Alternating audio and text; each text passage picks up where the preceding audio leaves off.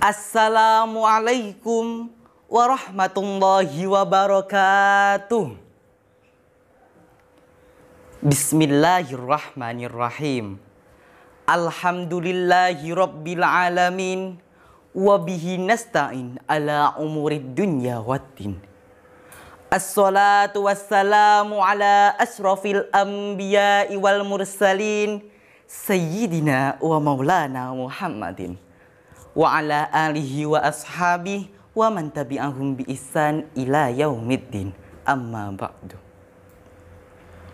Puji syukur marilah kita panjatkan kehadirat ilahi Rabbi yang telah memberikan kita kenikmatan, baik nikmat iman, Islam, dan kesehatan, sehingga pada kesempatan ini kita dapat bertemu dengan keadaan sehat walafiat, tak kurang suatu apapun. Salawat dan salam semoga tetap terlimpah curahkan kepada junjungan kita Nabi Agung Muhammad sallallahu alaihi wasallam, kepada keluarganya, sahabatnya, dan para pengikutnya yang setia dari awal hingga akhir zaman. Amin, amin ya rabbal alamin.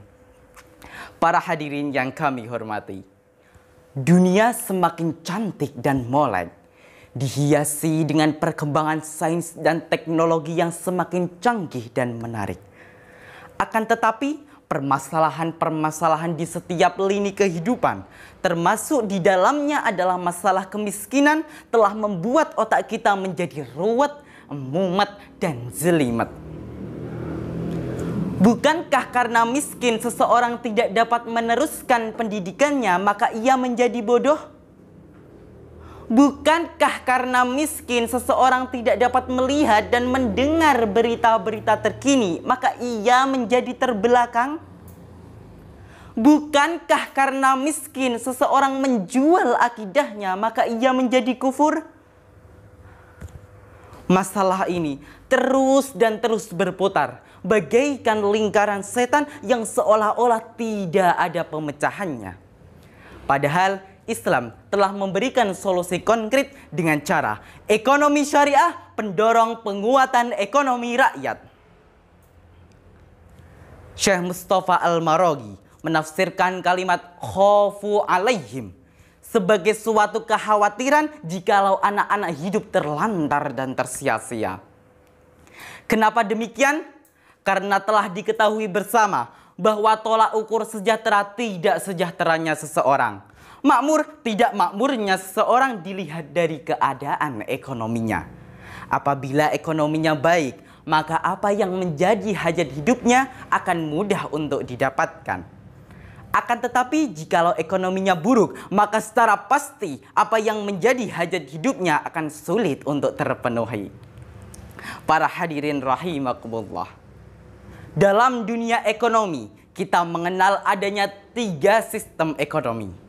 Yang pertama yaitu sistem ekonomi sosialis, di mana pemerintah secara mutlak mengurus dan mengelola sistem perekonomian mereka. Kedua, sistem ekonomi kapitalis, di mana setiap individu, kewirausahawan berhak untuk mengelola serta mengurus keadaan perekonomian mereka. Sistem ekonomi inilah yang membuat jarak yang sangat antara yang kaya dengan yang miskin, dan juga telah mengakibatkan yang kaya semakin kaya dan yang miskin semakin miskin. Ketiga, sistem ekonomi Islam, di mana sistem ini yang diangkat ke permukaan adalah nilai-nilai ukhuwah dan nilai-nilai kebersamaan. Dengan artian bahwa setiap orang harus tolong-menolong, yang kaya menolong yang miskin, yang kuat menolong yang lemah. Tidak ada jarak di antara mereka. Bahkan mereka merasa bahwa mereka bagaikan satu kesatuan yang tak dapat dipisahkan. Para hadirin yang kami hormati, menurut Kiai Haji Syarkasi, banyak di antara kita yang hanya berorientasi pada keakhiratan saja. Mereka memiliki pemahaman yang sempit terhadap hadis Nabi Muhammad sallallahu alaihi wasallam. Ad-dunya jifah, dunia adalah bangkai yang menjijikkan. dan ad-dunya sijnul mu'minin. Dunia adalah penjara umat Islam.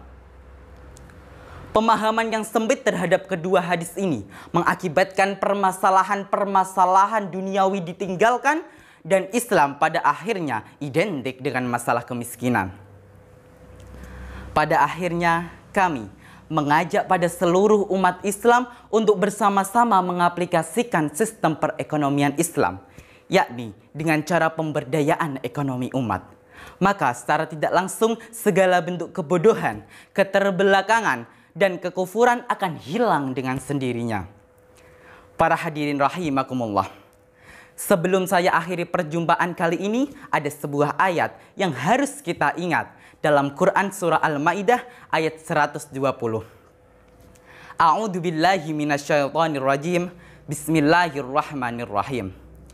Lillahi mulkus samawati wal ardi wa ma fihin.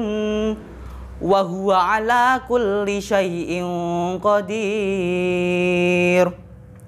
Demikian yang dapat saya sampaikan. Mohon maaf bila ada tutur kata yang kurang berkenan.